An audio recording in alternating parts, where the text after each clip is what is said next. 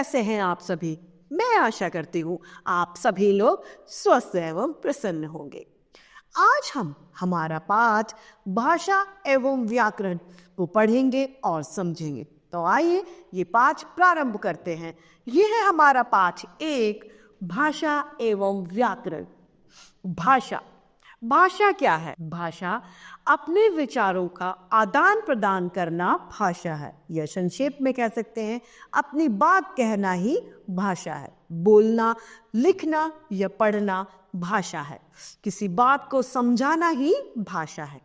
भाषा के 2 भेद होते हैं, पहला मौखिक, दूसरा लिखित। क्योंकि हम या तो अपनी बात को बोलकर बताएंगे या फिर हम अपनी बात को किसी को लिखकर किसी के सामने प्रस्तुत करेंगे। अतः भाषा के 2 भेद होते हैं। मंच से भाषण देना, अध्यापक द्वारा पढ़ाना, ये सभी मौखिक भाषा के उदाहरण हैं। तथा लिखित भाषा, पत्र लिखना, अखबार, पत्र पत्रिकाएं, ये सभी एक लिखित भाषा के उदाहरण हैं। तो आइए देखते हैं। भाषा। मनुष्य एक सामाजिक प्राणी है। समाज में रहकर वह विभिन्न प्रकार के व्यवहार करता है। वह अपने दुख सुख, अपनी इच्छा अनिच्छा को किसी के सामने व्यक्त करता है। इस प्रकार अपने मनोभाव को प्रकट करने के लिए उसे एक सशक्त माध्यम की आवश्यकता होती है। विद्यार्थी चाहे हिंदी पढ़े, गणित पढ़े, विज्ञान या कोई अन्य विषय, पर जब उपयुक्त भाषा प्रयोग नहीं करेगा तब तक उसे कुछ भी सीखना संभव नहीं है। अतः भाषा की जीवन में नितांत आवश्यकता है। नितांत अर्थात बेहद आवश्यकता है। मुख से निकलने वाली अर्थपूर्ण ध्वनियां अर्थपूर्ण शब्दों का निर्माण करती हैं। अर्थपूर्ण अर्थात जिनका अर्थ हो वैसे शब्दों का निर्माण किया जाता है। इन शब्दों से वाक्यों की रचना होती है। इससे हम अपने भाव और विचारों को प्रकट करते हैं। इसे भाषा कहते हैं। भाषा शब्द की उत्पत्ति संस्कृत के भाष धातु से हुई है। किससे हुई है? संस्कृत के भाष धातु से भाषा शब्द ने जन्म लिया है, जिसका अर्थ होता है बोलना। इसे निम्नलिखित तरीके से परिभाषित किया जा सकता है। अर्थात भाषा की परिभाषा है, भाषा वह साधन है जिससे हम बोलकर या लिखकर अपने भाव या विचार दूसरों के समक्ष प्रस्तुत करते हैं और दूसरों के विचारों को ग्रहण करते हैं।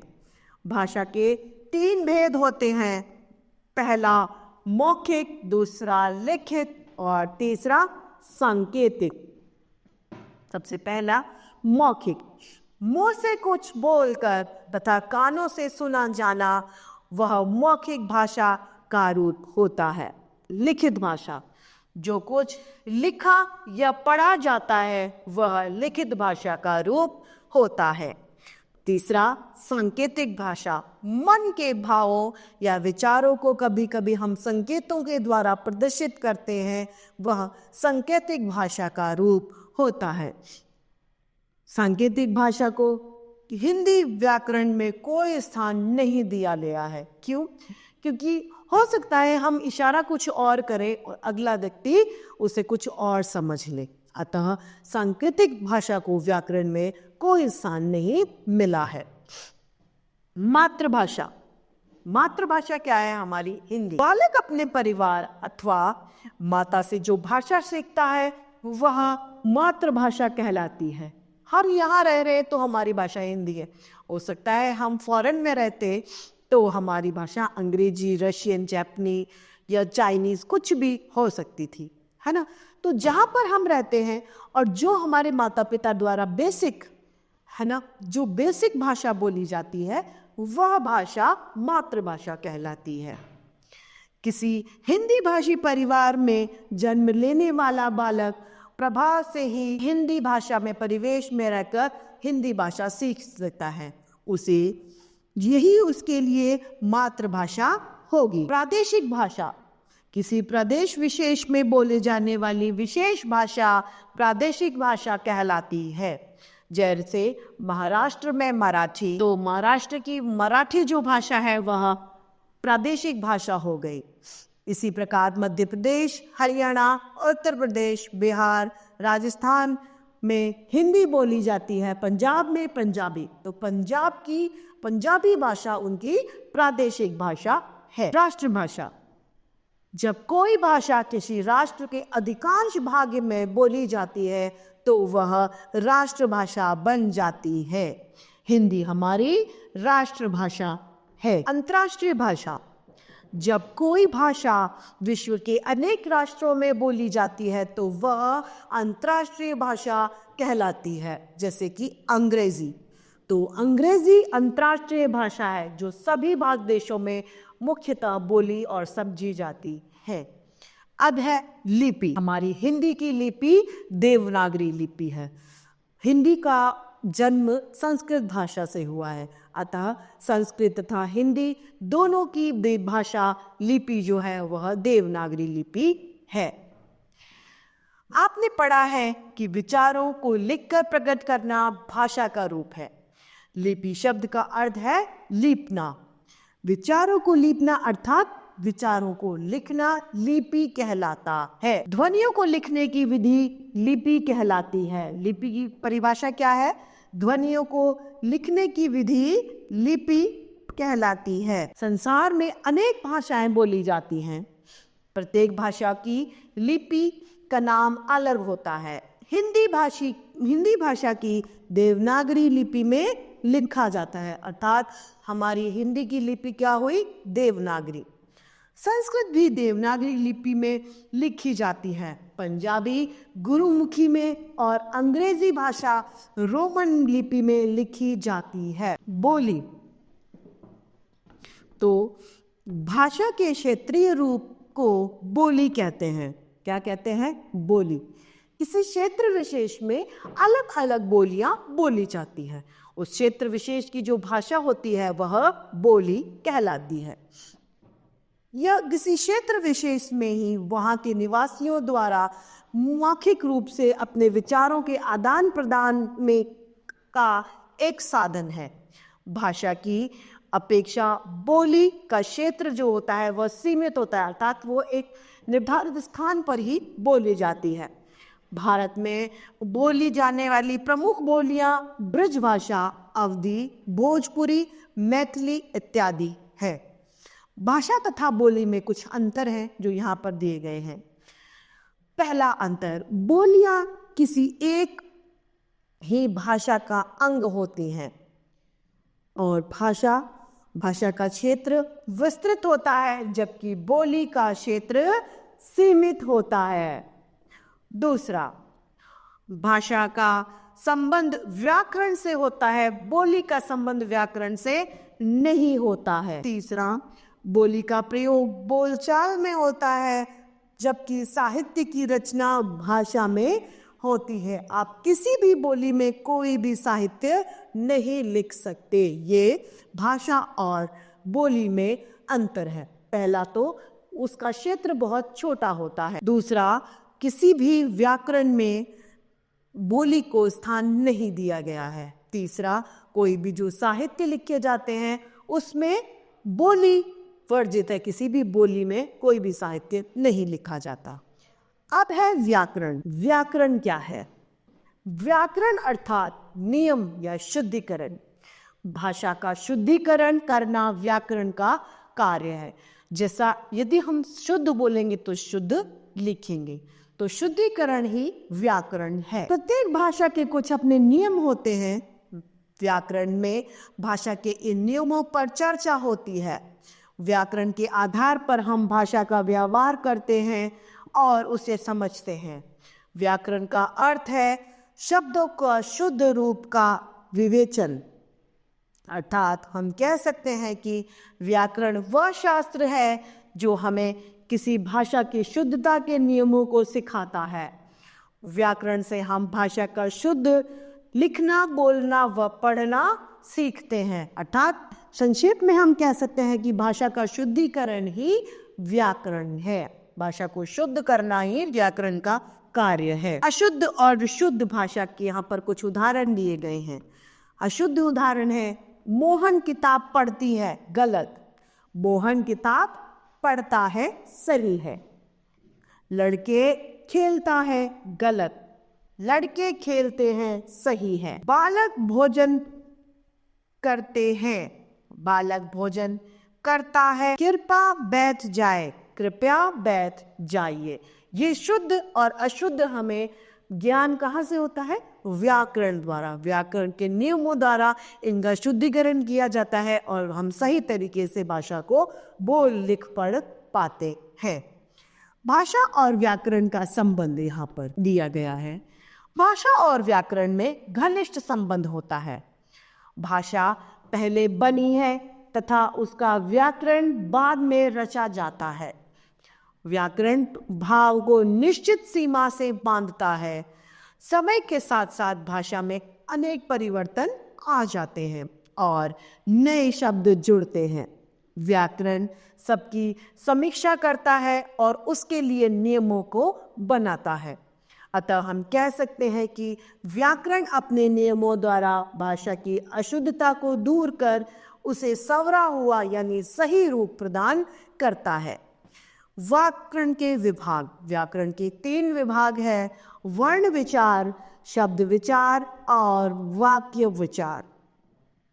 भाषा की लघुत्तम इकाई वर्ण होती है तथा सबसे बड़ी वाक्य। सार्थक वर्णों के मेल से शब्द बनते हैं तथा सार्थक शब्दों के मेल से वाक्य बनते हैं। अब इस पाठ का अभ्यास कार्य, आइए प्रश्न देखते हैं। पहला, रिक्त स्थानों की पूर्ति कीजिए। क, बालक अपने परिवार में जो भाषा सीखता है उसे रिक्त स्थान कहते हैं, मातृभाषा।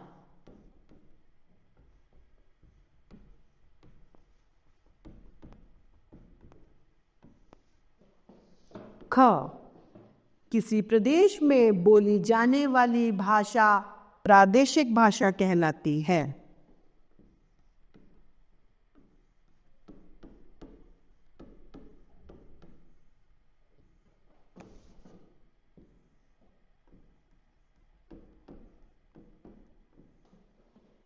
ग, किसी राष्ट्र के अधिकांश भूभाग पर बोली व समझी जाने वाली भाषा मातृभाषा कहलाती है।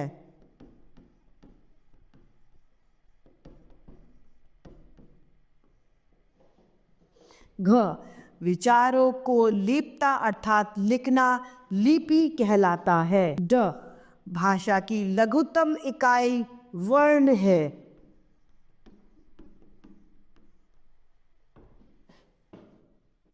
प्रश्न दूसरा है, सही कथन के सामने सही व गलत के सामने हमें गलत का चिन्ह लगाना है।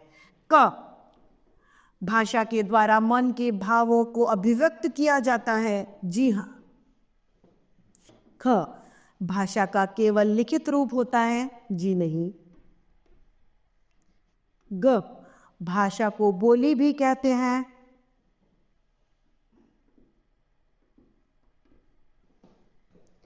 ध, हाँ, कई जगह भाषा को बोली भी कहते हैं। भाषा के लिखने की विधि को लिपि कहते हैं। बोलना तथा लिखने में भाषा की शुद्धता का कोई महत्व नहीं है। प्रश्न तीसरा, निम्नलिखित प्रश्नों के उत्तर दीजिए। अब प्रश्न उत्तर है। क, मन के भावों को व्यक्त करने का सशक्त माध्यम भाषा है, समझाइए। जी हाँ, ये कथन बिल्कुल सत्य है। यदि हमारे मन में कोई विचार या कोई भाव है तो उनको हम भाषा के माध्यम से ही बता सकते हैं। भाषा अर्थात या तो हम उसे बोलकर बताएंगे या फिर हम लिखकर अपनी बात को किसी और के समक्ष प्रस्तुत करते हैं। उसके अलावा हमारे पास कोई भी विकल्प नहीं होता जिसके द्वारा हम अपनी बात किसी और के समक्ष रख पाए। यदि हम सांकेतिक भाषा का प्रयोग करते हैं तो यह ज़रूरी नहीं कि जिस इशारे को हम जिस संदर्भ में कर रहे हैं अगला भी उसी संदर्भ में समझे। अतः भाषा ही सर्वोच्च उदाहरण है अपने मन के भावों को किसी अन्य के समक्ष प्रस्तुत करने का। ख, भाषा किसे कहते हैं? अपने मन के भावों को किसी अन्य के समक्ष प्रस्तुत करना ही भाषा कहलाता है, या फिर अपने विचारों का आदान प्रदान करना भाषा कहलाता है। ग, भाषा के प्रमुख रूप कौन कौन से हैं, लिखिए। भाषा के प्रमुख रूप मौखिक, लिखित और सांकेतिक रूप हैं, जिसमें सांकेतिक रूप को व्याकरण में कोई स्थान नहीं दिया गया है।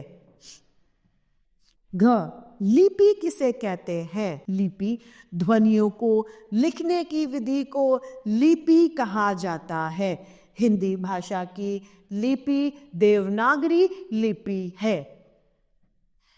ड, बोली किसे कहते हैं?